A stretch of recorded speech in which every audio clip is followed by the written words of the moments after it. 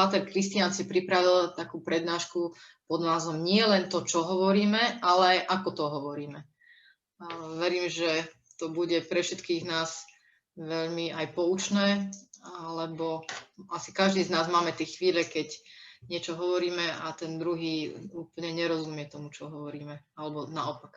Takže odovzdávam slovo Pátrovi Kristiánovi. Ja vás veľmi pekne pozdravujem, sa veľmi teším, že ste prišli, že chcete prežiť tento čas v takej vzájomnej atmosfére, aj formačnej, ale aj takej diskusnej. Tú tému som pripravil, ako už Maťka spomenula, pokračovania v rámci témy komunikácie, s tým, že by som to tak nejako trošku povedal, nejakú kostru, ako by som si predstavoval dnešný môj príhovor. Neviem, či vyjde, dúfam, že vyjde, ako som si ho pripravil. Prvá vec je, že by sme si povedali trošku niečo aj, ako vnímame to, čo hovoríme a ako to hovoríme, čiže dotkli by sme sa také úvodu asertivity, lebo asertivita je práve komunikačná istá zručnosť, čiže vedieť vyjadriť, nielen použiť správne slová, lebo veľakrát sa tak sústreďujeme na slová, ale prestaneme vyjadrovať svoje pocity, názory, svoje potreby, ktoré máme voči sebe alebo voči druhým ľuďom. Takisto by som chcel trochu vám dať možnosť biblických citátov. Mám pripravené 2 biblické citáty, ktoré môžu nám trošku poukázať na to, že čo to znamená byť vymedzený alebo mať isté svoje vymedzenia a byť aj asertívny v istých rozhodnutiach, ako to robil Ježiš v evanjeliách. No a v závere som pre vás pripravil, dúfam, že to bude pre vás aj trošku aj úsmevné, ale aj možnosť trošku popracovať na sebe, tým, že pripravil som pre vás 35 otázok do skupín, čiže do rana neskončíte od zodpovedaním každej otázky, ale nie. Tie otázky sú skôr tohoto charakteru, čiže môžete si na nich odpovedať postupne v rámci intenzity, to znamená, že od 0 do 3 budete priadzovať intenzitu, čiže podľa toho budeme potom nakoniec vedieť, čo sa týka intenzity v rámci asertivity, či ste asertívni alebo či ste agresívni. Čiže môže vám to trošku pomôcť tak nejako rozlíšiť, rozčítať sa, lebo tieto večery by mali mať za cieľ nielen aj duchovne vás povzbudiť, ale predovšetkým aj trošku pastoračne posunúť ďalej, ale aj tak mať takú inteligenčnú zručnosť v rámci aj emocionálnej zručnosti a zároveň, aby ste možno vedeli potom neskôr aj pracovať s tými otázkami, môžu vám poslúžiť, môžete sa potom k ním naspäť vrátiť a môžete sa trošku s nimi popasovať. Na konci vám poviem ako. Takže, aby to nebolo dlhé, lebo všetko, čo je aj dlhé, tak potom aj ťažšie sa človek sústredí. Takže pokúsim sa do tej polhodinky to nejako zvládnuť a trochu vám približiť tú tému. To gro je predovšetkým tá zručnosť, ktorá nabieháva predovšetkým v malých formačných skupinách.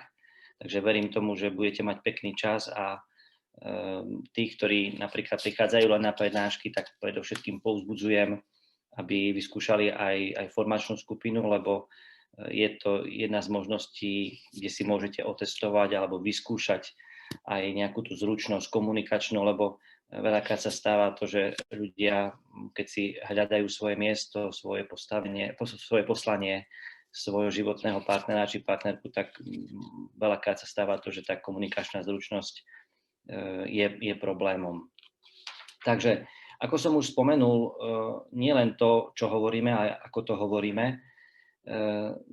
Stretávam sa s tým, že veľakrát sa tak sústreďujeme na slova. Čiže človek sa učí, aby povedal alebo pomenoval správne veci, ktoré má, ale zabudáme na to, že máme nielen správne ich pomenovať, ale vedieť aj vyjadriť, čo prežívame a zároveň, aby sme nezabudli vyjadrovať svoje názory, ale zároveň akceptovať aj názory druhých ľudí. aby sme to správne možno tak vedeli uchopiť, tak mne v tomu veľmi pomohli dva biblické citáty s tým, že prvý citát je z Evanjelia podľa Marka, takže keď budete mať chuť a možnosť si prečítať, tak je to za domácu úlohu alebo na duchovné čítanie Marek 1:32 až 39. Je to udalosť, ktorú som sa už dotýkal, alebo po udalosti, ktorej som sa už dotýkal, a to je, určite si pamätáte, uzdravenie Petrovej svokry. Že ako je dôležitý dotyk, ako Ježiš prišiel, ako riešil tú situáciu. A teraz vlastne po tejto situácii sa deje takáto udalosť. Ja vám ju prečítam tým, že možno niektorí nemáte Sväté písmo pri sebe, tak skúste sa tak započúvať a zamyslieť do týchto slov. Čiže keď sa zvečerilo po západe slnka, prišli k nemu všetci chorí a posadnutí zlými duchmi. A celé mesto sa zhromaždilo pri dverách i uzdravoval mnohých, ktorých trápili rozličné neduhy, a vyhnal mnoho zlých duchov a nedovolil im hovoriť, lebo ho poznali. Včas ráno, hneď na úsvite, vstal a vyšiel von, utiahol sa na pusté miesto a tam sa modlil. Šimon a tí, čo boli s ním, pobrali sa za ním. Keď ho našli, povedali mu: všetci ťa hľadajú. On im odvetil: poďme inde, do susedných dedín, aby som aj tam kázal, veď na to som prišiel. A chodil po celej Galilei, kázal v ich synagógach a vyháňal zlých duchov. Prvý text od Marka, možno si poviete, čo je na tom zvláštne, jak to súvisí s dnešnou témou. Tak práve, keď si všimnete, súvisí to s touto témou v tom, že Ježiš vedel z tejto situácii robiť správne rozhodnutia a dokázal ich robiť dokonca bez vplyvu okolitých ľudí, ktorí na neho narážali alebo jednoducho nejakým spôsobom sa snažili ho dotlačiť do ich očakávaní. To znamená, keď si všimnete tento text, tak Peter je tým človekom, ktorý prichádza za Ježišom. Ježiš vlastne predtým celý čas robí, pracuje, modlí sa, uzdravuje chorých. To znamená, že pracuje a stretáva sa s ľuďmi, ide si oddychnúť. A Peter na druhý deň prichádza a hovorí: ideme pokračovať ďalej. Ja mám jednoducho predstavu, ideme ďalej a mal by si sa vrátiť. Parafrazujem nepriamo. V tej jednej vete ako keby bolo vyjadrené to, že všetci ťa hľadajú. To znamená, máš sa vrátiť naspäť a pokračuj v tom ďalej. A všimnite si, ako sa Ježiš dokázal vyhradiť proti Petrovmu takému nátlaku, ktorý vlastne Peter, alebo otázke, ktorú Peter dáva. A Ježiš hovorí, že musím ísť ďalej. To znamená, hovorí: poďme inde do susedných denín, aby som aj tam kázal, veď na to som prišiel. Čiže keď si všimnete, asertivita, ktorá v Ježišovi bola v tomto zmysle, bola vyjadrená tým, že poznal svoje poslanie a vedel dokonca povedať Petrovi nie. A nielen to, že vedel mu povedať nie, ale ako keby vedel odmietnúť v tej chvíli ďalších ľudí, ktorí možno na tom mieste čakali na Ježišové uzdravenie. A s tým sa dosť často stretávam, že ako keby kresťan nemal právo povedať niekedy nie. Že niekedy sa sme tlačení, alebo si myslíme tak nesprávne, že stále musím len urobiť čo ten druhý chce, lebo ide o dobro. Ale aj v dobre, keď konám dobro, tak niekedy dokážem povedať aj nie, keď viem, že čo musím robiť ďalej. To znamená, že Ježiš vedel to správne rozlíšiť, to znamená, poznal svoje poslanie, poznal zároveň aj to, čo má konať, a preto dokázal tým ľuďom povedať v tej chvíli, že nie, tu už končím, idem ďalej. Čiže takto nás Ježiš učí, aby sme dokázali robiť správne rozhodnutia. Čiže asertivita už nie je asertivitou, keď prestanem si plniť svoje povinnosti. To znamená, Ježišova povinnosť bola aká? Ísť ďalej hlásať do susedných dejín, to znamená, na to prišiel. To znamená, zdôrazňuje, toto je moja povinnosť, toto musím robiť, čiže na to som prišiel, odchádzame. A práve to je vyjadrením tejto asertivity. Čiže ak mám nejakú povinnosť, napríklad voči svojej práci, voči svojej rodine a nebudem robiť to, čo mám robiť, tak jednoducho nie som asertívny. Čiže mám si plniť takisto aj svoje povinnosti, ktoré mám.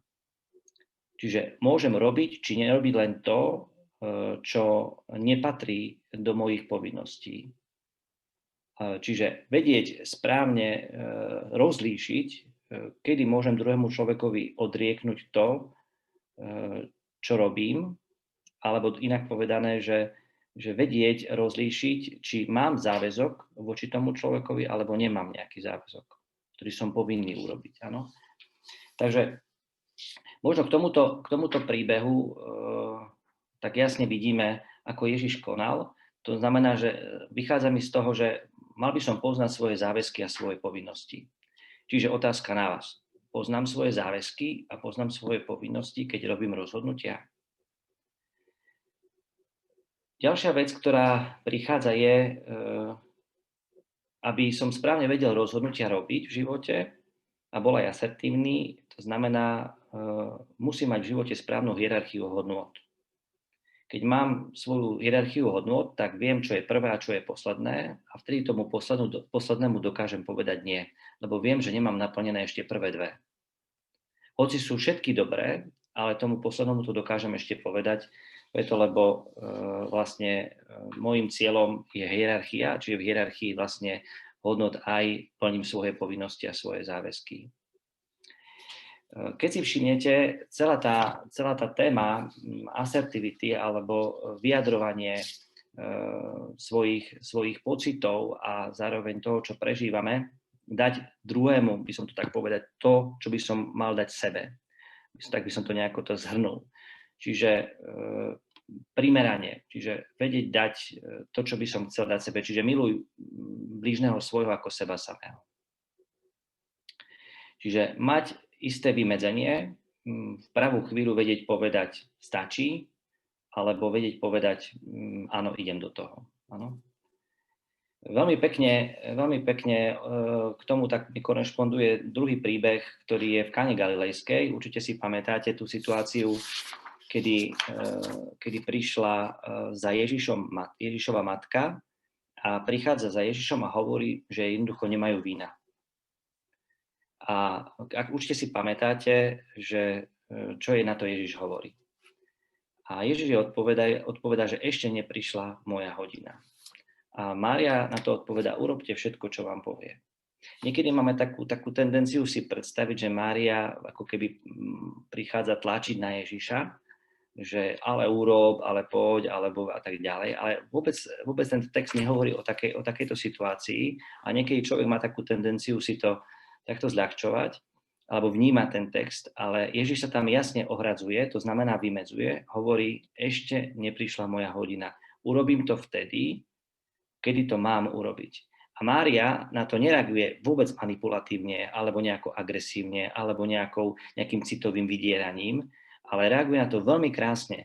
To znamená, že aj Mária je asertívna a hovorí, urobte všetko, čo vám on povie, kedy on bude chcieť.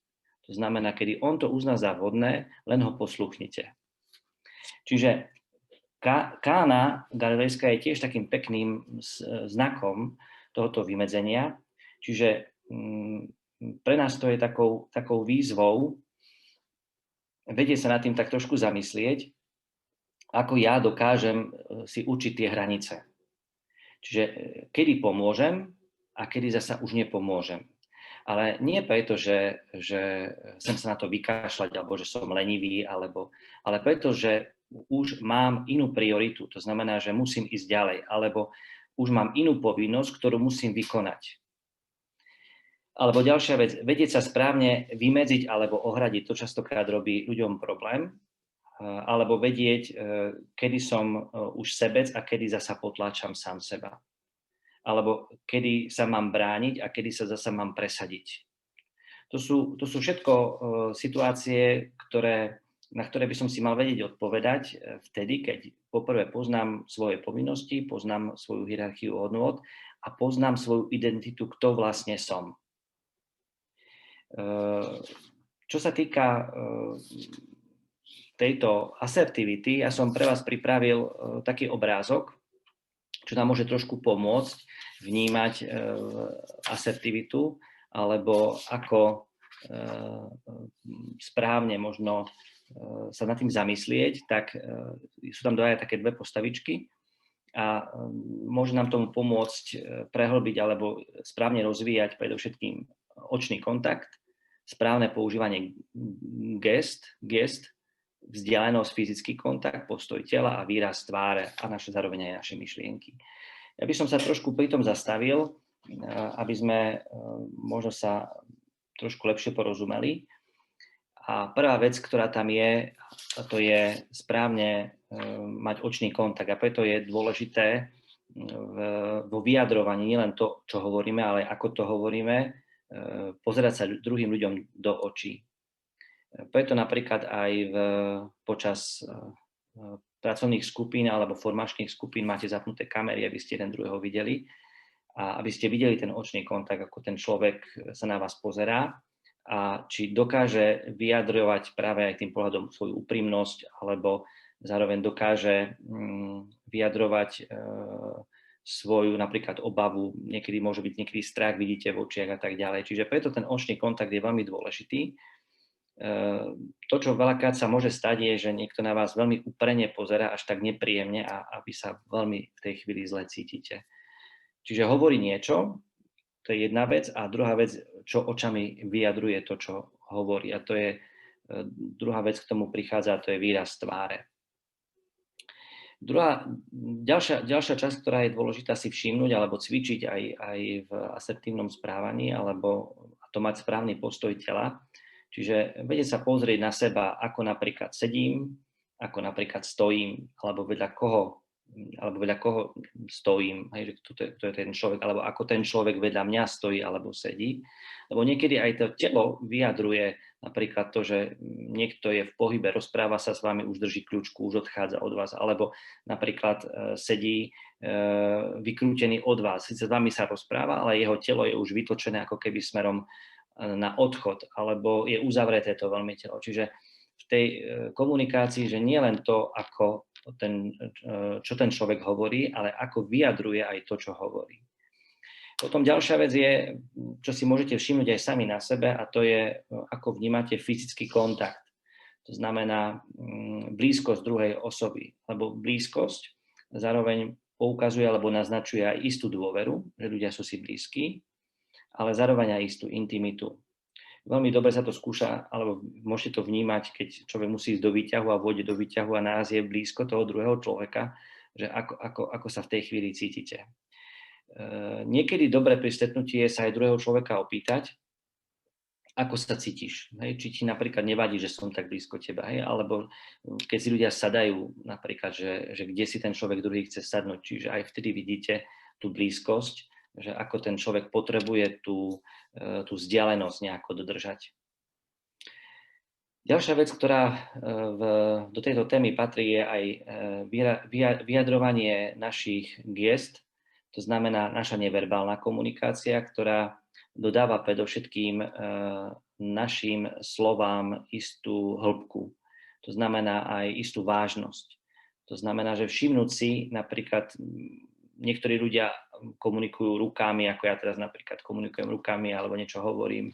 Niektorí sa hýbu, kývu a tak ďalej. Že každý má nejakú to svoje gesto, ktorým vyjadruje to, čo hovorí. Ďalej, v tejto komunikácii ešte jedna vec je dôležitá, to je možno dávať pozor na to, aby to, čo hovorím, aby sa nebilo s tým, ako vyzerám.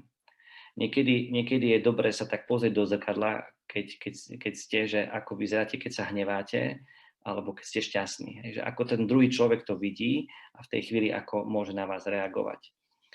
Posledná vec, ktorá k tomu je a o ktorej môžeme pouvažovať a možno to neskôršie trošku rozobrať, a to je plynulosť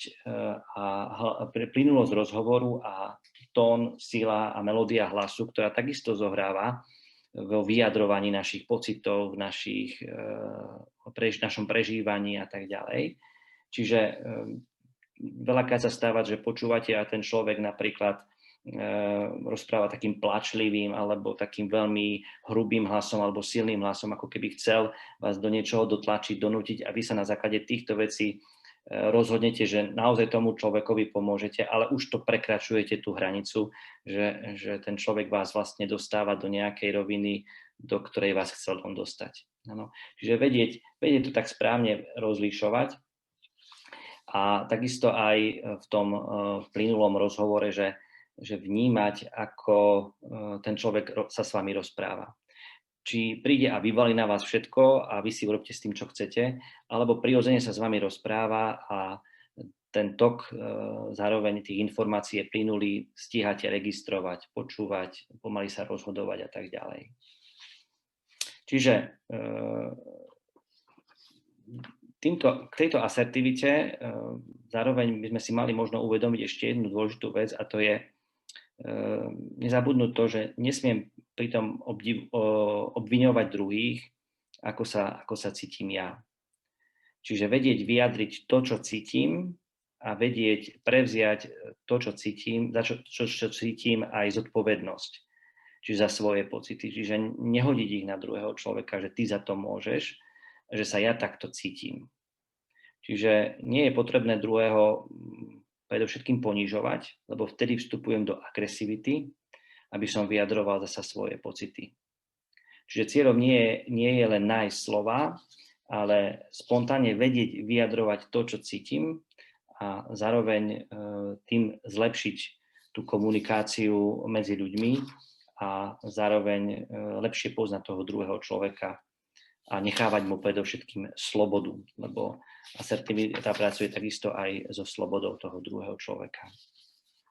Takže toľko som chcel možno tak veľmi letmo tak sa trošku dotknúť tejto témy asertivity, ako som už povedal, v rámci vnímania, vymedzenia alebo správneho vyjadrovania nielen slov, ale aj našich pocitov. A vtedy sa ľudia v tom druhom človeku veľmi ľahšie aj zorientujú a zároveň sa stanú si aj bližšími a pomenujú to, čo jednoducho potrebujú pomenovať, ale zároveň sa aj vyhradia, to znamená, že toto sa mi už páči a toto nie. Takže k tomu by vám mohol pomôcť, čo som vám pripravil, test asertivity.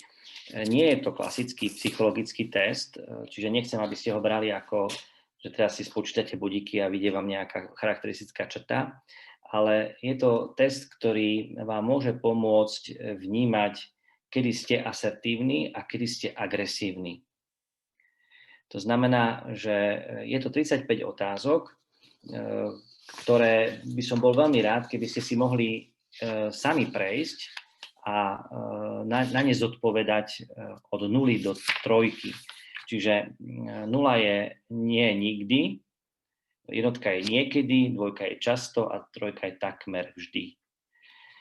Čiže tie otázky si budete môcť prejsť, myslím, že by ste ich mali dostať možnosť cez animátorov alebo potom v skupine v rámci zdieľania, po prípade cez chat.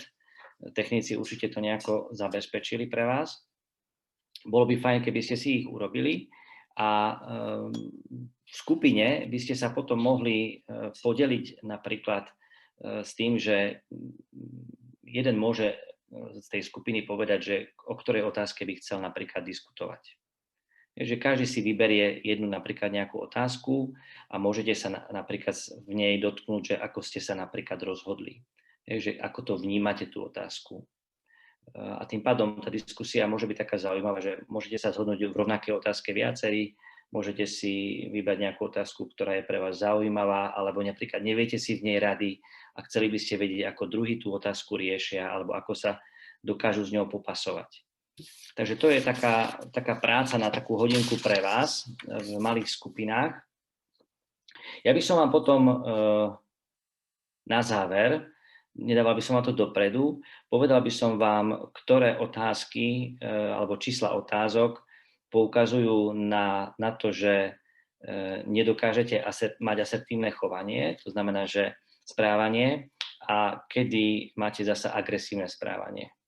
To znamená, že kedy už to vlastne človek prekračuje v rámci svojich možností. Keď si chcete zapísať, posledná vec je, s týmito otázkami potom môžete pracovať pokojne aj na ďalší týždeň.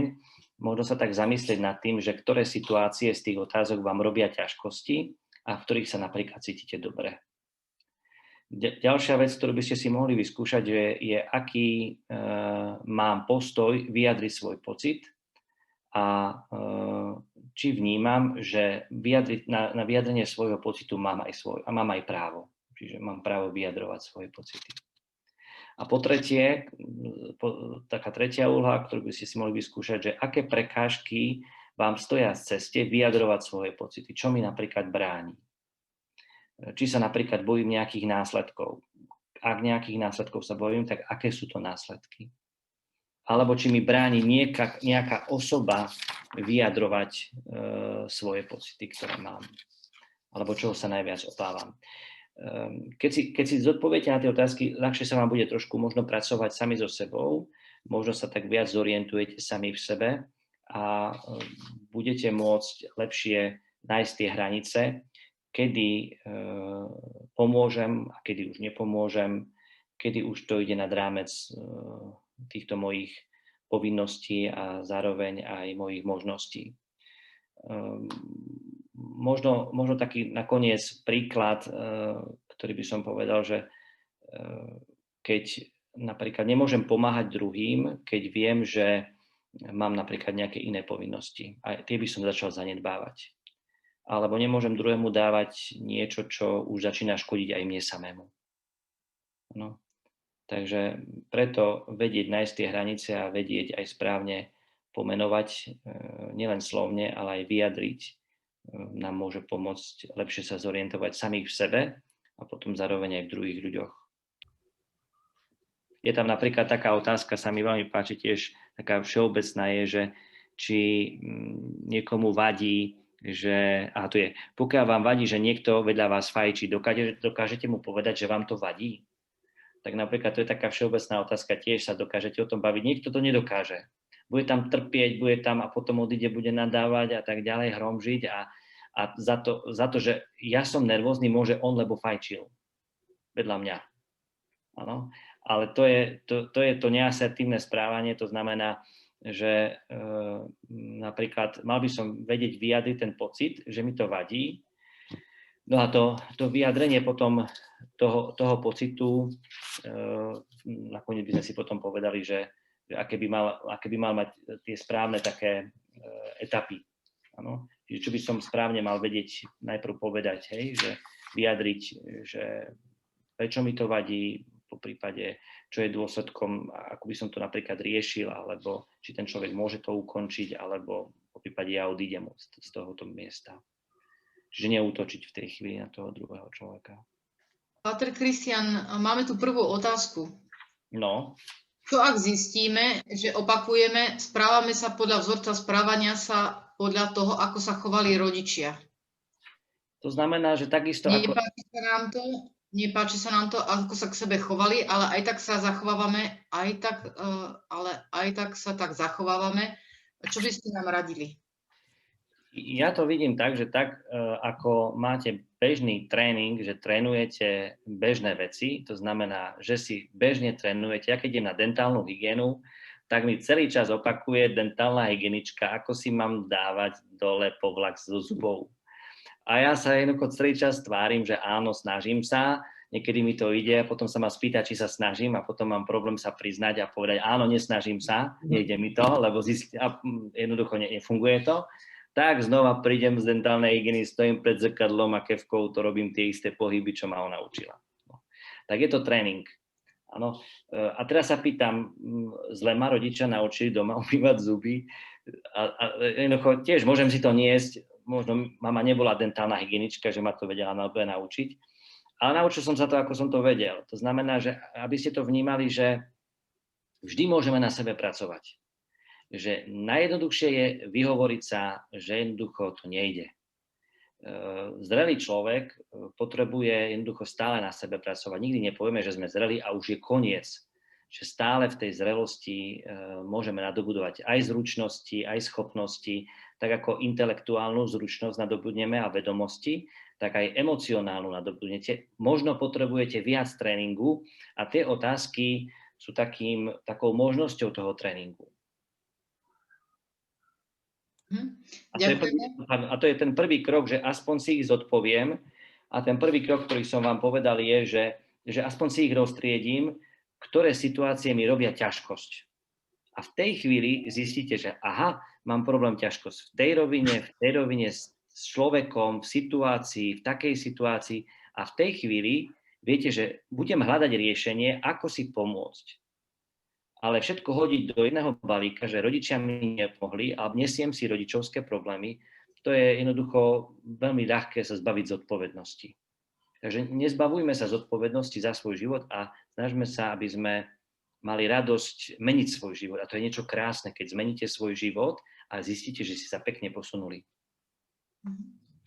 Je tu jeden tip na knižku o asertivite a taktiež aj prosba.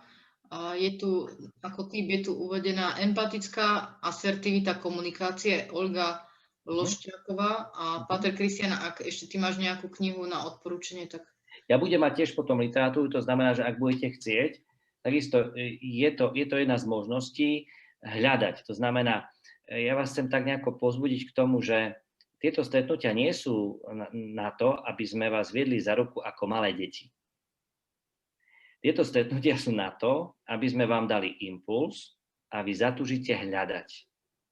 A keď zatúžite hľadať, to znamená, existujú knihkupectvá a ja prídem do knihkupectva a poviem predávačke, prosím vás, hľadám spôsob, ako vedieť prežívať emócie. Máte tu nejakú knihu o emóciách? Prídem, prečítam, pozriem obsah a poviem, super, idem si ju kúpiť. Hej. Alebo dostanem od niekoho tip, pozriem si ju, vyhovuje mi, nevyhovuje mi. Nezabudnite, keď vám niekto dá tip, to neznamená, že je to hneď kniha pre vás. Môže vám vyhovovať? Nemusí vám vyhovovať. Budete sa ňou trápiť, lebo je napríklad ťažko písaná a vy potrebujete čítať románové príbehy ľudí, aby ste sa jednoducho posunuli ďalej. Lebo nie ste napríklad študijné typy a jednoducho ťažké slova a krkolomné dlhé vety vám budú robiť problém pochopiť situáciu. Hej. Čiže sme rôzni ľudia, čiže aby ste, teraz nechcem povedať, že niečo je lepšie, niečo je horšie, obidve situácie sú dobré, ale hľadajme si spôsob, ako si aj pomôcť a tým pádom je to priestor, aby ste aj vy povedali druhému, ja som niečo čítal, ja som niečo čítala, ja mám nejaký kurz alebo zúčastnil som sa nejakého výcviku, alebo som si zaplatil napríklad nejakú terapiu s nejakým psychologom. Zaplatiť si terapiu nie je ani hriech, ani zlá vec. Niekedy to môže vám pomôcť sa otvoriť a potom ďalej pekne kráčať. Je tu jedno odporúčanie, preskúmať knihu Kto prvý hodí kameňom od Johna Pavela. A je tu otázka, ako poznáme svoje poslanie, kam smerovať. To je trošku taká všeobecná. Ja myslím, že už trošku o tom poslaní som hovoril, o tej hlbokej túžbe srdca. A minule som tak spomínal, že ako Boh prehovára k hĺbke srdca. To znamená, že poslanie mi nemôže niekto nadiktovať. Že povedať, že ty budeš dobrý lekár, alebo ty budeš dobrý učiteľ, alebo ty budeš dobrý stavbár. Hej. A ja dobre poviem áno, tak idem robiť stavbára. Hej. Akože je to predovšetkým to vnútorné volanie, čiže to svoje povolanie, to je jedna vec, vedieť poznať svoje povolanie, ale potom aj vnútorné svoje poslanie. To znamená, že ísť k tomu, že či som povolaný žiť v manželstve, alebo jednoducho nie som. A to je aj taká vnútorná túžba toho človeka. Čiže Boh prehovára. A my sme si minule hovorili, ako spoznať, ako Boh ku mne hovorí. Cez rôzne okolnosti, ľudí, situácie a tak ďalej. Ano? Čiže nie len to, že je to moja nejaká taká túžba v tom zmysle, že ja to chcem a to budem mať, lebo to ja chcem, ale preto sa zamyslieť nad tým, či aj na to mám to, čo chcem. Či som toho schopný to urobiť. A to mi pomáha aj spoločnosť, aj ľudia. Aj tu mnohí napríklad možno zisťujete, že že nie je ten život napríklad do manželstva. Možno niektorí zostanete slobodní, ale budete šťastní. To neznamená, alebo sa niektorí oženíte, vydáte neskôr. Možno potrebujete ten čas, aby ste dobehli. Hej? Možno niečo, čo sa zanedbalo z vašej strany. Ale to neznamená, že teraz napríklad neviem spoznať to svoje povolanie. Neviem.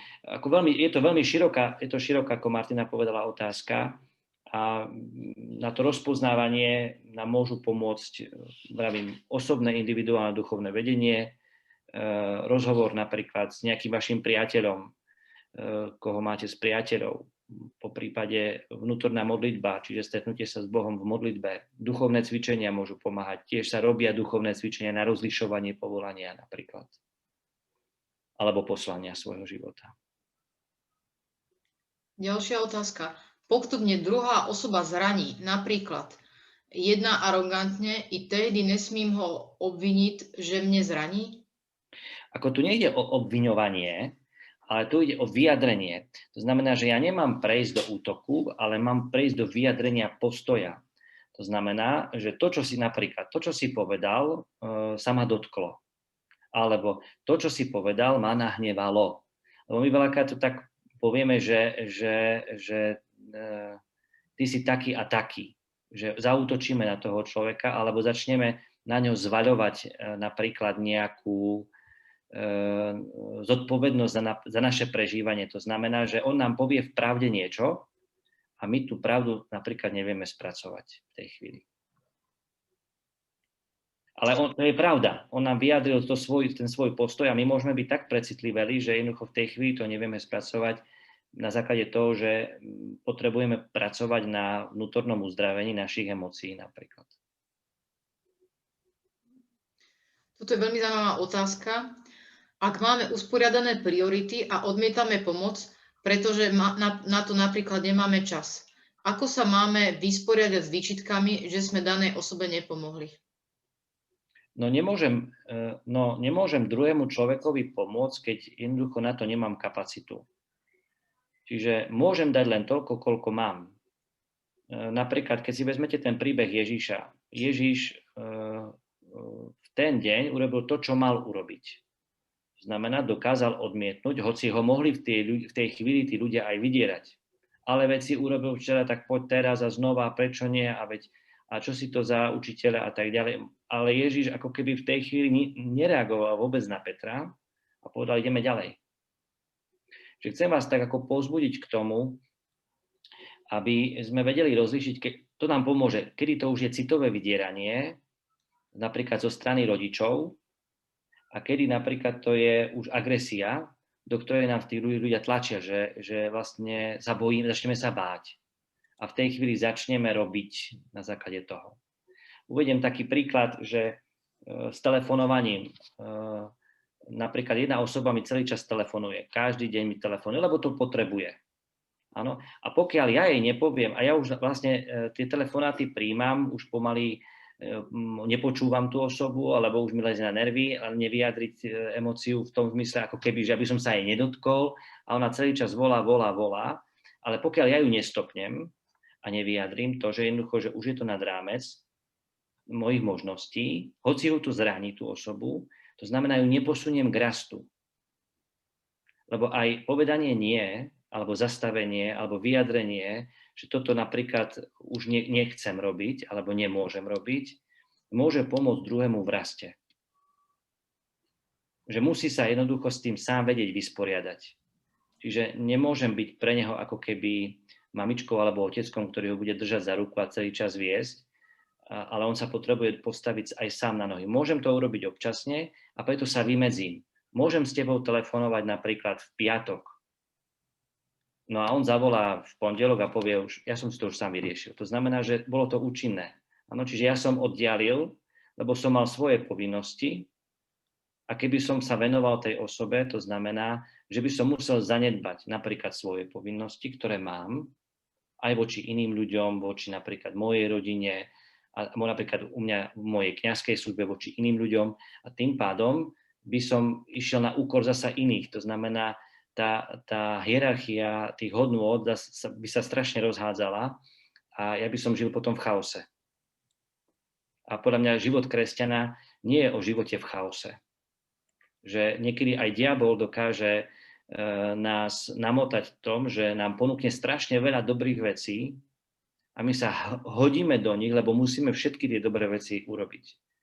Ale nie všetky dobré veci sú potrebné urobiť hneď teraz. Niektoré musia počkať. A niektoré vyrieši aj čas.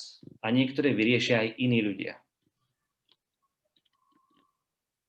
Ďakujeme za toto vysvetlenie. Myslím, že to bola dosť taká otázka, že počula som mnohých kresťanov hovoriť, že asertivita nie je pre kresťanov, pretože naozaj mnohí ľudia majú problém povedať nie niekomu inému. Tak ďakujeme za toto vysvetlenie.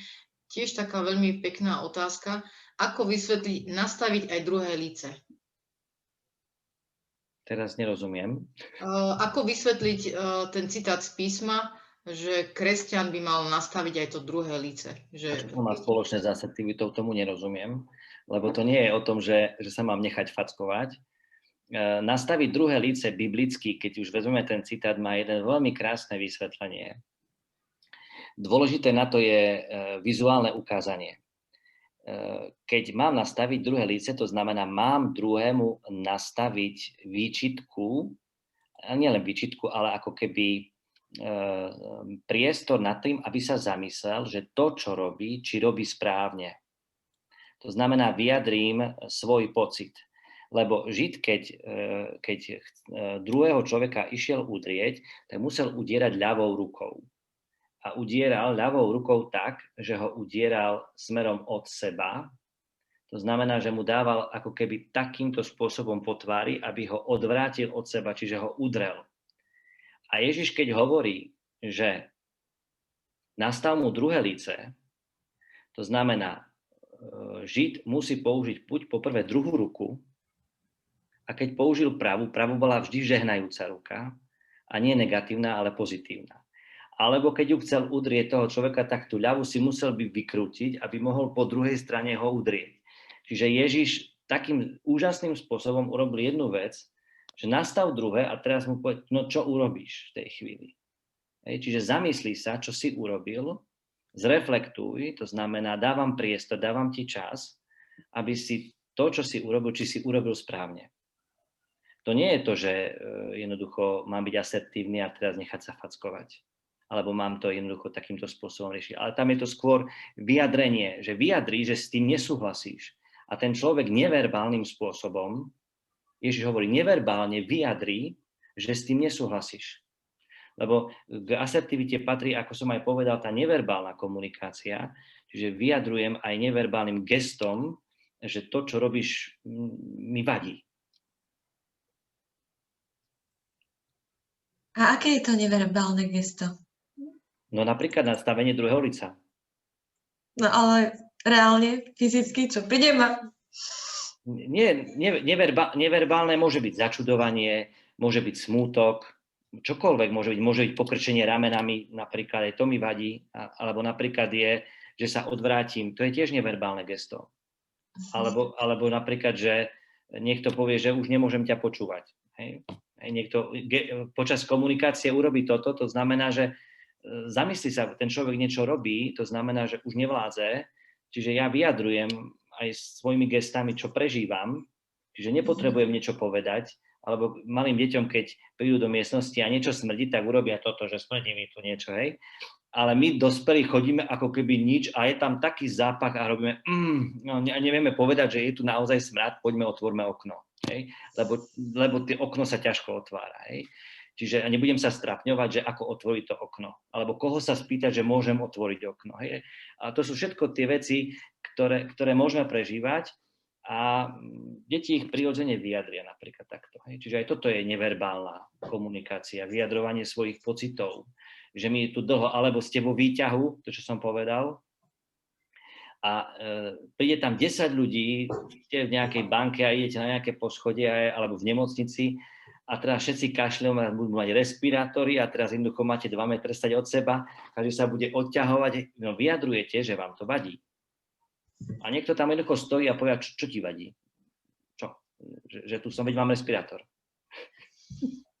Hej, že toto je to, že musím vedieť, že tú hranicu určiť. Aha, jemu to vadí, to znamená, nemôžem ísť na úkor jeho slobody, čiže vyjadruje mi to a je nespokojný, možno mi to nevie povedať, že je nespokojný, ale ja môžem sa ho opýtať, vidím, že napríklad ste vystrašení, vadí vám, že stojím tak blízko? A tá osoba môže povedať, áno, vadí mi to. To znamená, hneď odstúpim, ale neurazím sa na to, že mi povedala, no čo ti to môže vadiť, že stojím tak blízko. A my sa tak začneme rozčulovať, no že čo tým chceš, akože kvôli čomu to ty chceš, hej? Čiže preto je niekedy náročnejšie možno vyjadrovať, lebo sa bojíme tej reakcie tých ľudí, ale veď nech reagujú ako chcú. To je ich reakcia, môže byť neasertívna v tej chvíli, alebo dokonca agresívna. A v tej chvíli vy vidíte, že ten človek na vás zareagoval agresívne. A máte zrkadlo a poviete si, no takto ja reagovať nechcem. Nechcem, aby ma takto ľudia videli v takejto pozícii. A Boh vám pošle do života situáciu, kedy si to vyskúšate. A vy v tej chvíli zistíte, posunul som sa, či som na tom istom mieste ako v tom výťahu. Ďakujeme ešte za také podrobné vysvetlenie. Strašné. Kopu príkladov, ďakujeme. Myslím, že sa všetci tešíme, keď si to budeme môcť vyskúšať aj v praxi. Tomuto vlastne by to malo aj smerovať. Je to posledná, alebo dáme poslednú otázku, ktorá sa trošku týka tej jednej z predchádzajúcich, tak možno. Keď sme si zobrali veľa dobrých povinností, dostali sme sa do chaosu. Ako z toho chaosu čím skôr von? Určiť priority. To je všetko.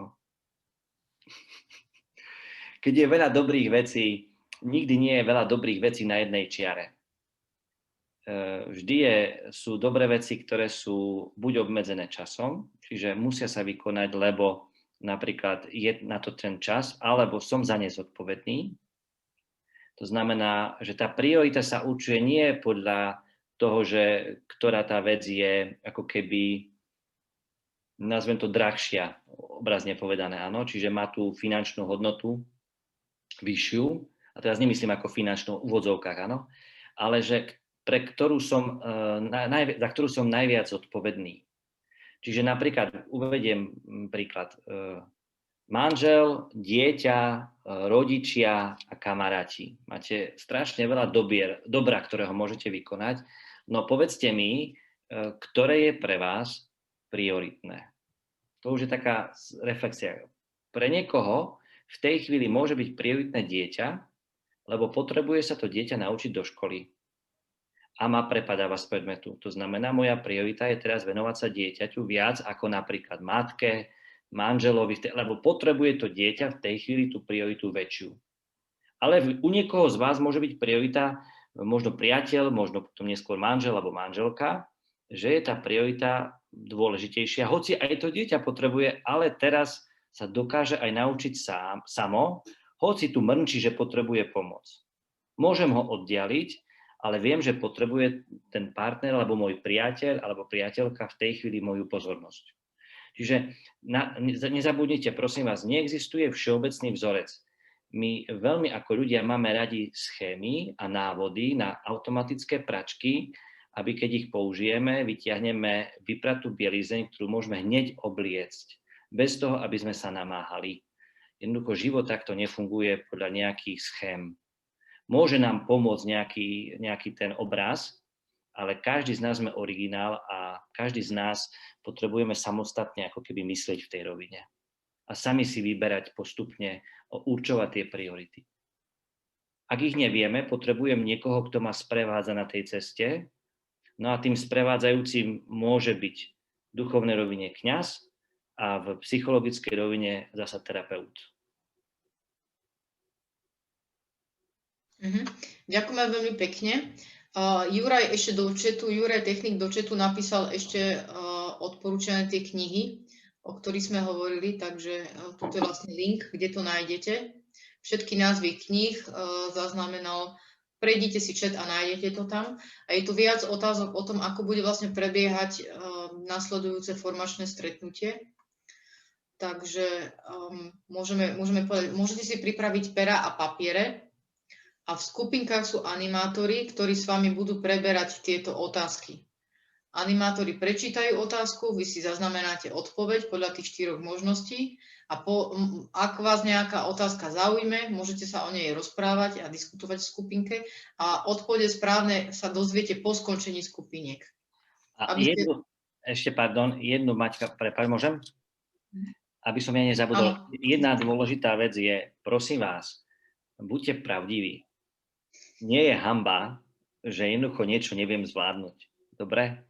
Keď nebudete chcieť napríklad v skupine, keď sa vás niekto bude pýtať, že ako to ty vidíš, keď nechcem o niečom rozprávať, napríklad asertívne je to, že vyjadrím napríklad o tejto otázke napríklad nechcem rozprávať, lebo ju nemám vyriešenú, alebo sa za ňu hanbím, alebo jednoducho nevládzem o nej rozprávať. Hej, že vyjadrite aj to, že jednoducho momentálne nie ste na to disponovaní, aby ste sa zdieľali o tejto otázke.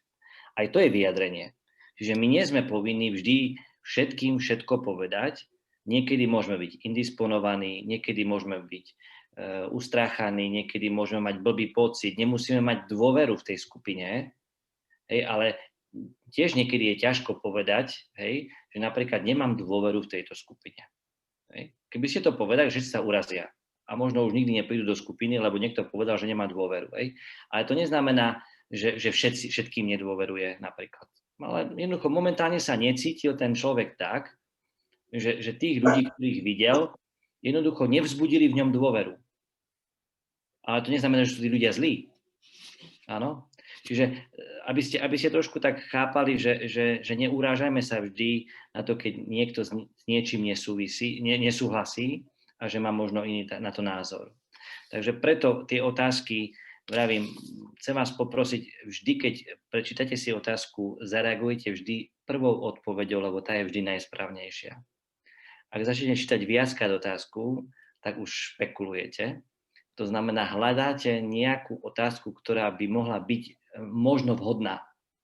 Čiže hľadáte ako keby kompromis, aby som nevyzeral tak blbo. Ale to je zrkadlo pre vás, nie pre druhých ľudí. Čiže ak chcete rásť a ak chcete byť emocionálne inteligentnejší, tak vám to môže pomôcť. To je aj taká vlastne... Martina vypadol pes.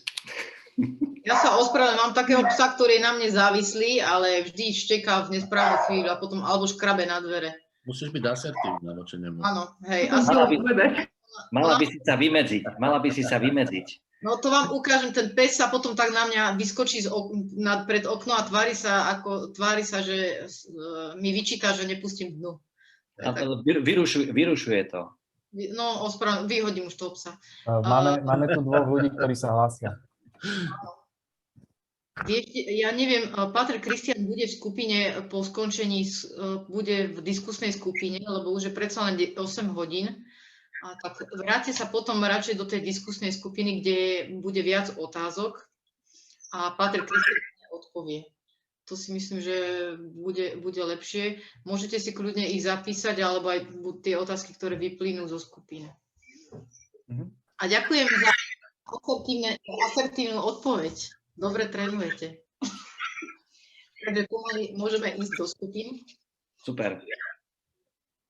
A pardon, ešte Juraj, môžem? Áno. Posledná vec ešte pred skupinami. Dúfam, že to zadanie je jasné. Že to zadanie je jasné. Môže si niekto vypnúť mikrofón, niekomu spätná väzba je tu. To zadanie je také, že prejdete si, ešte raz poviem to nakoniec, prejdete si tie otázky, krátko, najrýchlejšie zodpovedať. Potom je druhá časť a to je tá, že dohodnete sa v skupine, že môžete ísť tou cestou, že každý si vyberie nejakú otázku, ktorá ho najviac zaujala a položí ju všetkým. A môžete ju napríklad sa spýtať, či niekoho takisto zaujala tá otázka, či nájdete napríklad nejakú zhodu buď v reakcii, alebo môžete nájsť zhodu v názore, alebo v postoji toho človeka v tomto zmysle, alebo ako by zareagoval. Čiže skúste si to vyskúšať v rámci toho, že vnímať ako skupina, napríklad vníma túto otázku. Jednotlivec, ale aj skupina.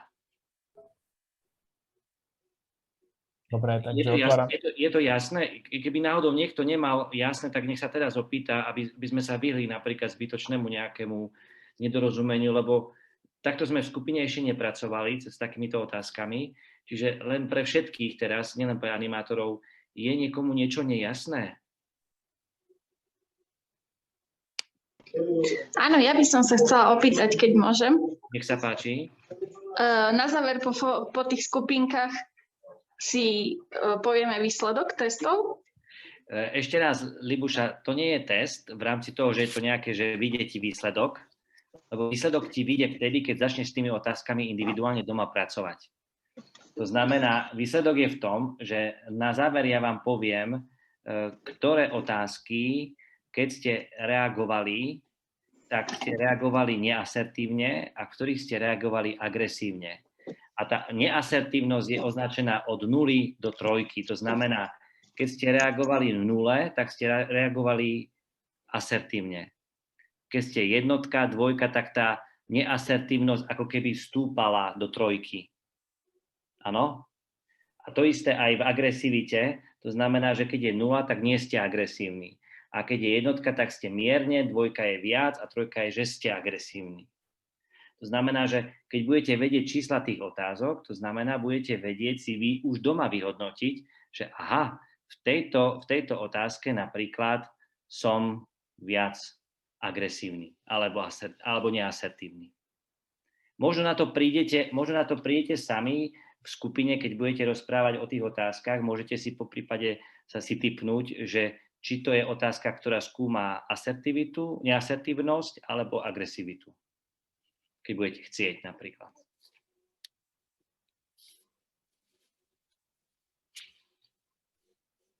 Dobre, tak môžeme otvoriť skupinky.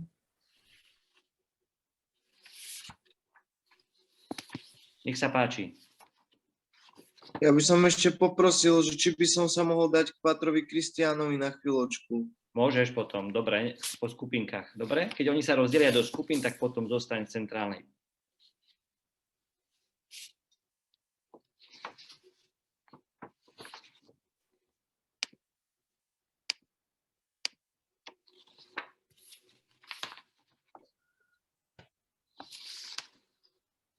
Zoomy.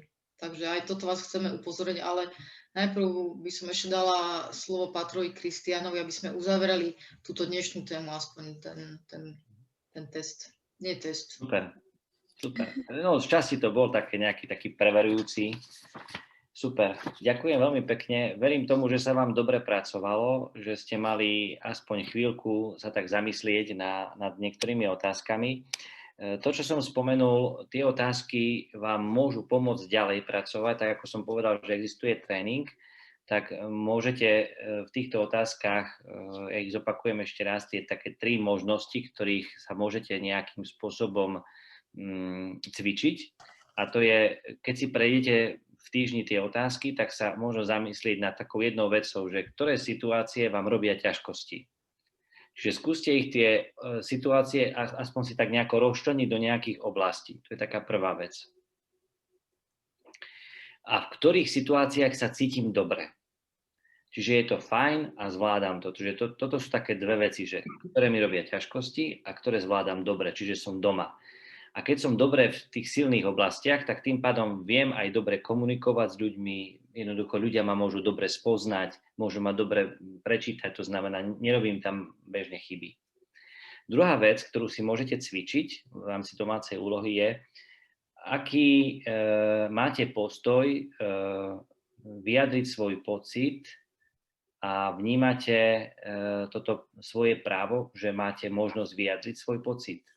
Vlastne postoj, aký máte postoj vyjadriť svoj pocit, tak. A vnímate to ako svoje právo. Čiže veľakrát si povieme, že neviem, či môžem vyjadriť. Áno. vždy máme právo vyjadriť, ale druhá vec je, že či ten druhý človek to chce počuť.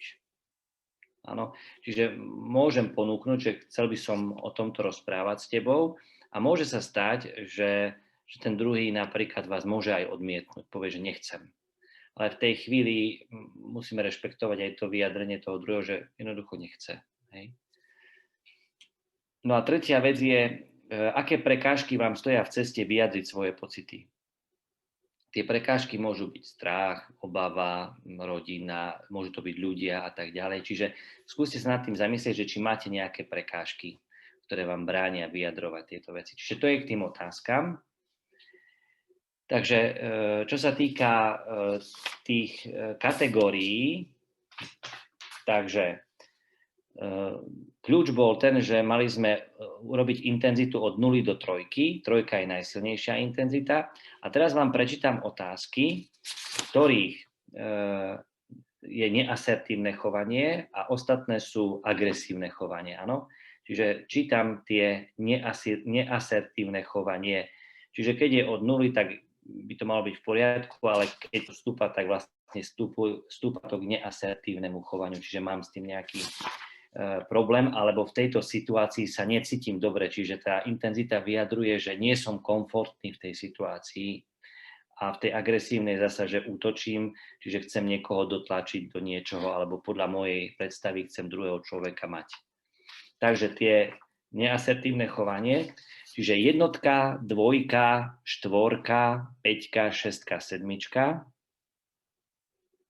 9, 10, 11, 12, 14, 15, 16, 17, 18, 19, 20, 21, 22, 20 je nie, čiže 21, 22, 24, 25, 27, 28, 30, 35. To sú, keď vstúpa trojka, tak to je neasertívnemu správaniu a agresívne, prečítam agresívne, chovanie alebo správanie je 3, 8, 13, 20, 23, 26, 29, 31, 32, 33, 34. Páter Kristián, píšu tu, že že to nestihli vypočuť. Či to môžeš napísať? Už traja, že ešte raz. Jasné. Môžeme to napísať aj do toho zdieľaného dokumentu, ktorý ste vlastne dostali e-mailom. Jasné. Čiže ja to ešte raz prečítam. Tých agresívnych je menej. To znamená, že prečítam teraz to agresívne správanie, čiže kedy sa snažíme tých druhých dotlačiť niekde, kde chceme my. Takže ešte raz čítam to agresívne. Je 3, 8, 13, 20, 23, 26, 29, a teraz 31, 32, 33, 34.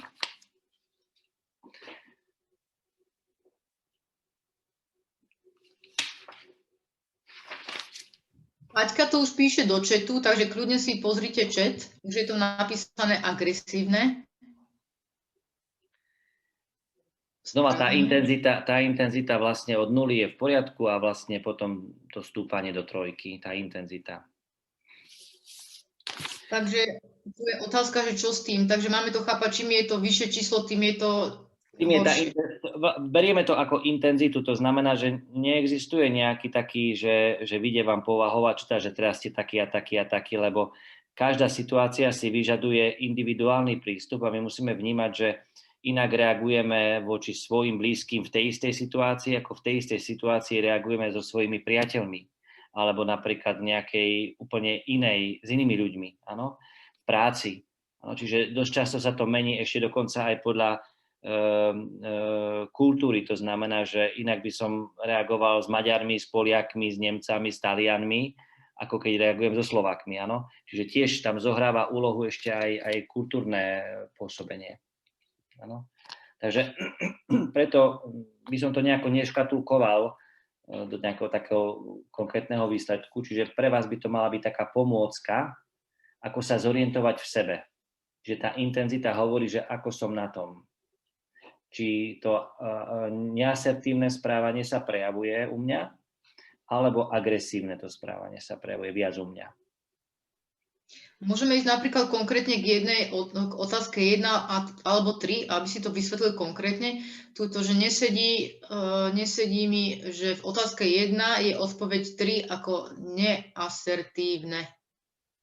Že môžeme to vysvetliť konkrétne na otázkach dvoch napríklad? No, je tam jedna napríklad to vysvetlenie. Ja si to pozriem jednu, lebo ja som jednu, myslím, že tak mal spracovanú. Moment. Aby som vás zbytočne chvíľočku. Takže keď si vezmeme tú otázku prvú, že keď sa niekto správa mimoriadne nespravodlivo, upozorníte na to. Čiže keď neupozorňujem, je to vlastne znegovaná otázka. No, čiže treba dávať ešte pozor na to, že ako je postavená tá otázka. No? Čiže keď sa niekto správa mimoriadne nespravodlivo, čiže keď je nespravodlivosť, upozorňujem. Keď neupozorňujem, to znamená, že v tej chvíli som ako keby v nulovej rovine. Ale keď vstúpam, to znamená, že upozorňujem vždy, to znamená, že sa správam viac asertívne ako neasertívne v tej chvíli, lebo tá otázka je opačne položená. Áno? Lebo keby som sa napríklad, vezmeme, že odpoveď by mohla byť, alebo uvažovať by som nad tým mohol tak, že bojím sa, čokoľvek by som mohol povedať, aby ten druhý človek sa napríklad nerozčúlil. To znamená, v tej chvíli poviem, nikdy nepoviem, čiže som v nule. Čiže správam sa neasertívne, lebo mám strach povedať, lebo on by sa náhodou rozčulil a tým pádom ja by som mohol byť vinný, že som sa vôbec opýtal takúto otázku. To znamená, v tej chvíli to klesanie je zasa smerodajné. Je to napríklad otázka na číslo otázky 17. Áno. Bežne je normálne, ako sme si povedali, neviem, či ste videli tú postavičku, ja som vám tam, videli ste ju? Bola tam možnosť tej prílohe taká postavička, ako dve postavy nakreslené, ja som vám to dal ako prílohu k testu, neviem, či ju technici vám zobrazili. A tam je nakreslené to, že medzi asertívne správanie patrí očný kontakt. To znamená, že keby sme urobili pokus, že niekto príde do obchodu a má sklopený zrak a sklopenú hlavu a jednoducho chce napríklad niečo vrátiť a má nejaký problém, ako napríklad teraz vidíte, že ten očný kontakt je potrebný. To znamená, že v tej chvíli sa prejavuje neasertívne jeho správanie. Ale keď niekto začne úprene pozerať a prebodávať vás očami, to znamená, koná až agresívne, čiže ten kontakt môže byť buď nulový, čiže nepozerám, alebo až prehnaný, to znamená, je taký pekný slangový výraz ako čumieť. Koľkokrát niekto povie, čo na mňa čumíš? Hej? To znamená, že cítim, že ten pohľad nie je v poriadku. A ja by som mal mať pevný a vyrovnaný pohľad. To znamená, že prídem a viem sa pozrieť na toho človeka, ale aj uhnutým pohľadom. Čiže že nepozerám až tak úpenlivo, alebo zasa nie som úplne dole zohnutý a sklonený. Áno? Čiže preto táto 17 hovorí o tom, že či vám robí udržať očný kontakt, že bežne, keď sa rozprávame, teraz je to náročné cez Zoom, áno, lebo pozeráme do nejakej bodky kamerovej. Ale bežne, keď sa stretnete a s niekým sa rozprávate, tak máte niekedy taký pocit, že vám stále uhýba pohľadom ten človek. Hovoríte mu a neviete sa stretnúť v očiach.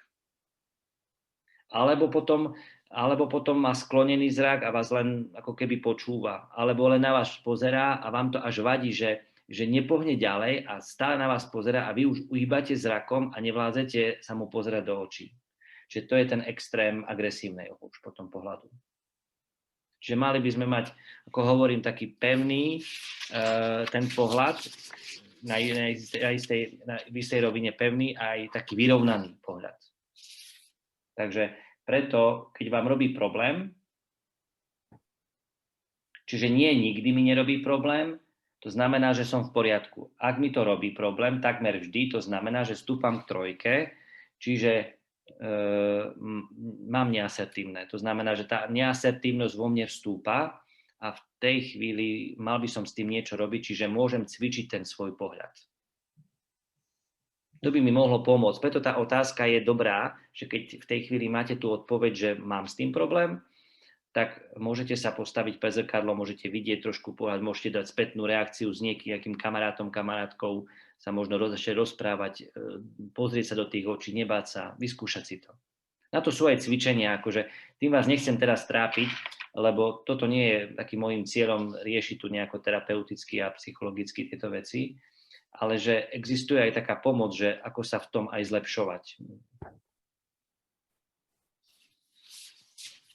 Tak Kristián, takže čím bližšie k trojke, tak tým intenzívnejšia agresivita alebo asertivita, áno? Áno, lebo tam, nie, podľa otázky, ako tá otázka je postavená, to znamená, že keď nikdy, to znamená, keď je to, že nemám s tým problém, že nikdy nemám s tým problém, napríklad keď je, že otázka postavená, že nemám s tým problém, nie, nikdy nemám s tým problém, to znamená, som v nule, čiže je to v poriadku. A keď je otázka postavená tak ako 17, že robí vám problém, to znamená, ak mi robí, tak nie, nikdy mi nerobí problém. To znamená, že idem do nuly. Čiže musím vnímať to stúpanie alebo klesanie. Čiže toto mi pomáha vyhodnocovať. Čiže vždy musíme, každú otázku prehodnocujeme tým stúpaním alebo klesaním. A táto 17. otázka, to znamená, robí mi problém, čiže keď stúpa, tak mi robí problém. Keby bola nerobí mi problém, tak tým pádom klesám do nuly a tým pádom nula je pre mňa dôležitá. Oni sú tie otázky tak postavené, aby sme trošku museli aj povedať pravdu.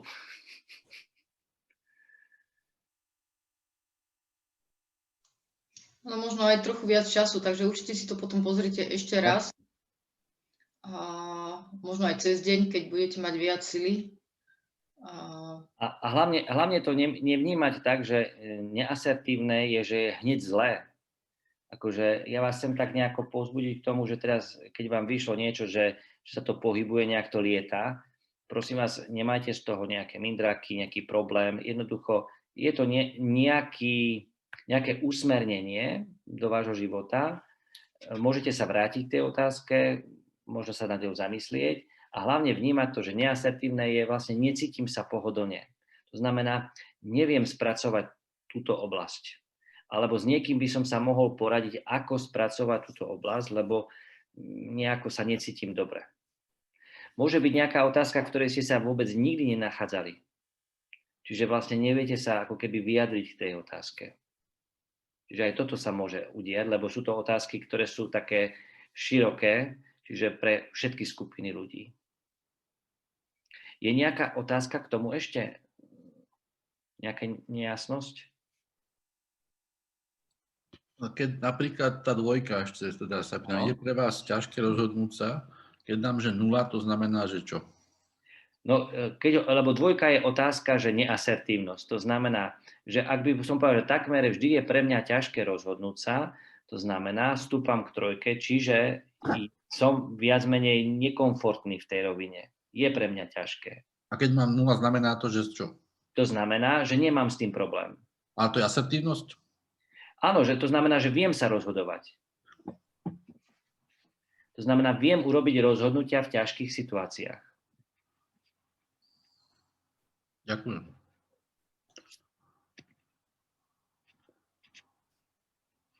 Tak mohli by sme možno aj prejsť už k ďalšej časti tohto dnešného Zoomu. Je to všetko z tých otázok? Možno ešte potom v diskusnej skupine. Poslednú vec, ktorú by som vám chcel povedať a možno tým aj uzavrieť a vám dám požehnanie a možno otvoríme tú diskusnú rovinu, je, ako som povedal, že v asertívnom správaní je vedieť povedať alebo odmietnúť, alebo vedieť povedať aj nie. A práve, že na to, aby sme to vedeli, môžete sa cvičiť, že sú také 3 veci, ktoré by sme mali ako možno si vyskúšať, je, že keď sa stane taká situácia, že mám niekomu povedať nie, tak je, že v tej chvíli, že aký je ten môj postoj. To znamená, že prvá vec, ktorú by som mal mať na pamäti. Druhá vec je, prečo tak konám, alebo ten druhý koná. A tretia vec je, že vyjadriť porozumenie.